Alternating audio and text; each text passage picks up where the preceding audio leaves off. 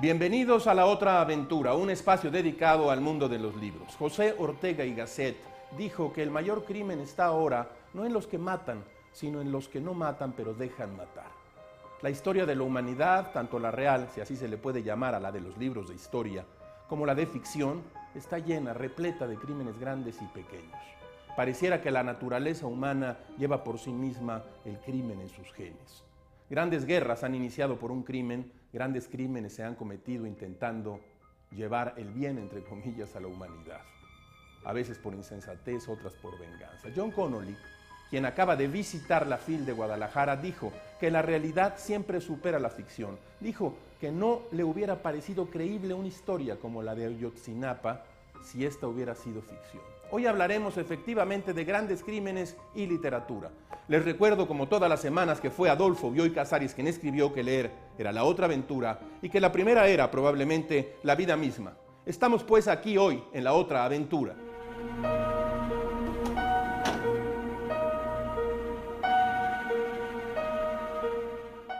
En 1870, Manuel Paino y Vicente Riva Palacio escribieron el Libro Rojo. Los autores se encontraban en un contexto histórico muy agitado. Apenas 3 años antes había sido fusilado Maximiliano y se había restablecido la República.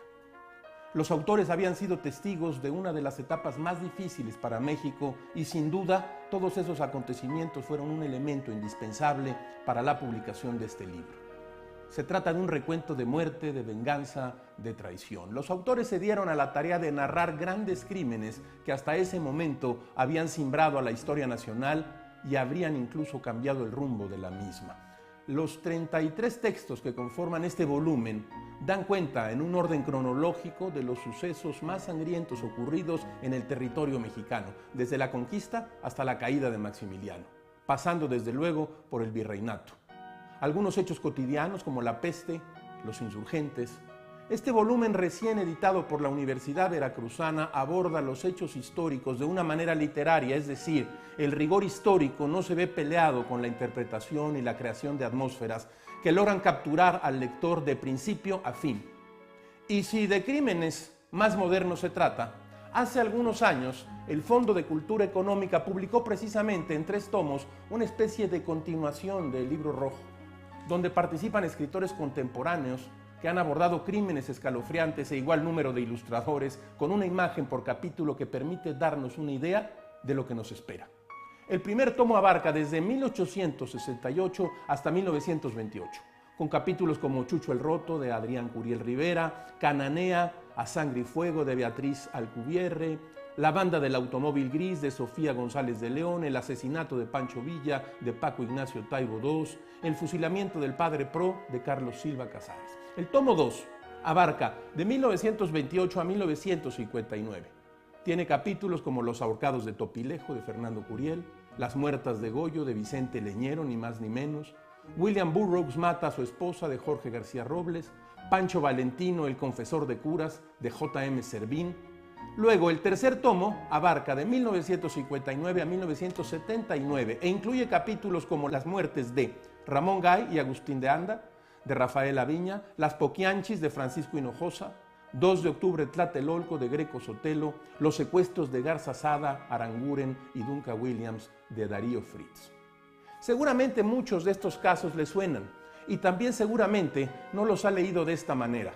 Yo creo que debería usted entrar a uno de estos libros y hacer un breve recorrido por alguno de los grandes crímenes que han conformado nuestra historia y han tenido una resolución literaria en estos volúmenes.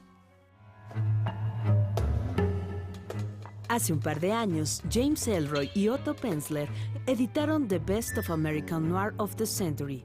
Sin duda, el título promete bastante. Los editores, expertos en el género negro, han reunido 39 relatos que van desde 1923 hasta 2007.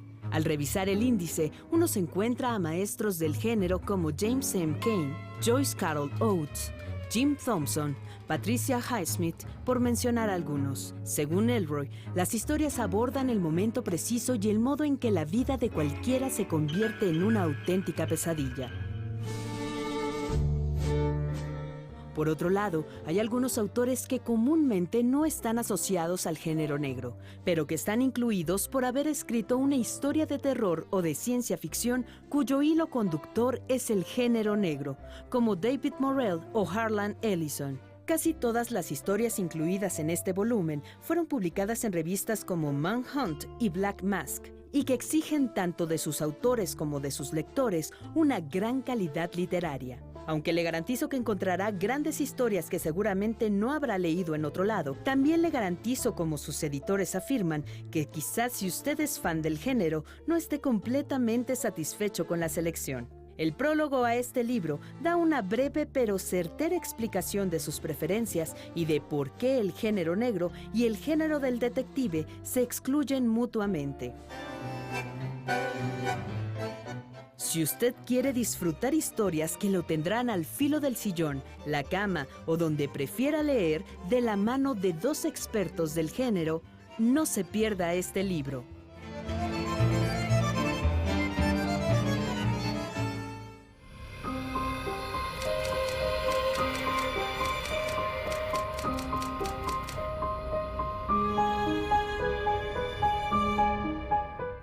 He mencionado el libro rojo que escribieron Manuel Paino y Vicente Riva Palacio. Al respecto, hay dos libros interesantes que hemos publicado en Cal y Arena dentro de la colección Los Imprescindibles. Uno es precisamente una antología integral de Manuel Paino con selección y prólogo de Blanca Estela Treviño. Otro es una antología integral con selección y prólogo de José Ortiz Monasterio, dentro de la colección de Los Imprescindibles, que ha llegado ya a su tomo número 20. Ellos pertenecen, como probablemente usted sabe, a la generación de liberales que algún día Cosío Villegas dijo que era la más brillante de México. Desde luego está Prieto, Francisco Zarco, Ignacio Ramírez. Ellos son los liberales combativos que hicieron del periodismo una forma de la educación, una forma del combate político y una forma también de conocimiento. También en la editorial Cal y Arena hay un libro de crónicas que en su momento causó y unió a la crítica positivamente alrededor de estas páginas. Es Héctor de Mauleón, El tiempo repentino, crónicas de la Ciudad de México en el siglo XX. Hay al menos dos crónicas en este libro que tienen que ver con el tema que tratamos hoy, el crimen, la nota roja.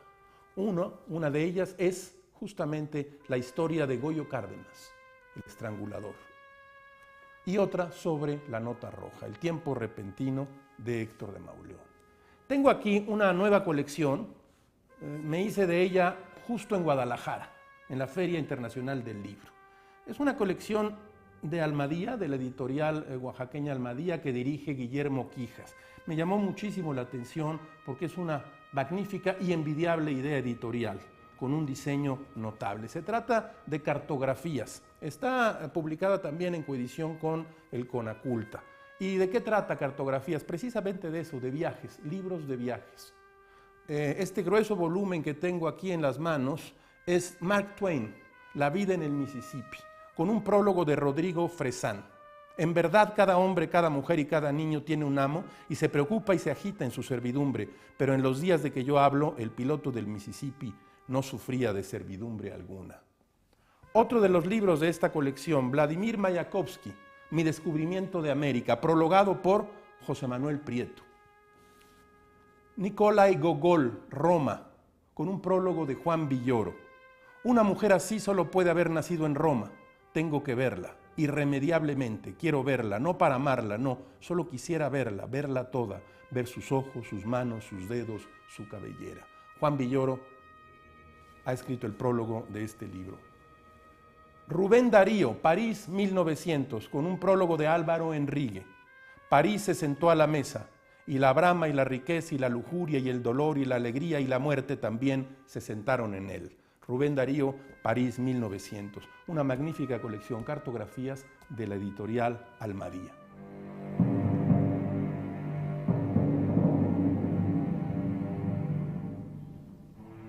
La editorial Eterna Cadencia publicó hace algún tiempo un libro de crónicas de crímenes. Arriba las manos, una antología de Ariela Schirmacher. Se trata de una buena compilación de escritores latinoamericanos, incluso raros, desde Rubén Darío y sus divagaciones sobre el crimen, hasta Manuel Gutiérrez Nájera y su texto Aquel era otro López, incluyendo y pasando por José Martí y su crónica sobre Jesse James, gran bandido. Casi todo escritor ha sentido alguna vez la tentación de escribir sobre un crimen. La violencia tiene un raro imán, como cuando se mira al abismo. Por esta razón, antiguas publicaciones de nota roja como El Alarma, usted lo recordará, tuvieron un gran éxito. Conseguí este pequeño libro que en su modestia es sencillamente magnífico. Se llama 100 grandes asesinos de la historia, publicado por la editorial Edimat. 100 personajes del mal, de la violencia, de la locura criminal, escritos con claridad y en un formato muy atractivo. Una breve historia del crimen, un perfil del asesino y un libro o reportaje desprendido de los hechos reales. Pongo este ejemplo. Usted habrá oído hablar de Henri Landru, nacido en Francia en 1869 y muerto en 1922. Le apodaron Barba Azul en recuerdo de Gilles de Rais, el primer asesino serial francés. Landru asesinaba viudas para apoderarse de sus fortunas. Se le probaron 11 muertes, aunque se aseguraba en toda Francia que habían sido muchas más sus víctimas. Aprovechando el desorden de la Primera Guerra Mundial, nunca se supo la cantidad de asesinatos de Landru. Este mantenía una doble vida, padre ejemplar y seductor. Landru pagaba un anuncio en el periódico donde se anunciaba con un nombre falso y del siguiente modo: viudo, 2 hijos, 43 años, afectuoso, serio, en ascenso social. La primera viuda que mordió el anzuelo fue Jeanne Cuchet, quien casi de inmediato se mudó a la casa que había alquilado Landru. Apenas le puso la mano encima a los bienes de la viuda, Landru la mató a ella y a su hijo. Los descuartizó y quemó los restos en un horno de la casa. Repitió el crimen con innumerables víctimas. En uno de sus cambios de domicilio, Landru fue reconocido por un pariente de alguna víctima y lo denunció con el inspector Belán, el agente que investigaba el caso de tiempo atrás, y llegó directo a la casa del homicida. Landru negó todas las acusaciones, pero fue condenado por su espíritu calculador. En una agenda de su propiedad aparecieron los nombres de más de 100 personajes y desde luego de 11 mujeres desaparecidas. En el allanamiento aparecieron restos humanos calcinados y numerosas dentaduras de oro. Las pruebas fueron suficientes para condenarlo a morir en la guillotina en febrero del año de 1922. 100 grandes asesinos de la historia. Escrito por Ralph Beck.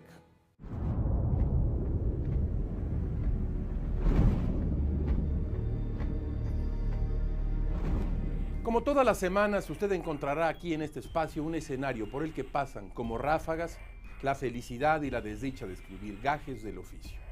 Ya lo sabe usted, aforismos, frases, máximas. El número de malhechores no autoriza el crimen. Dickens.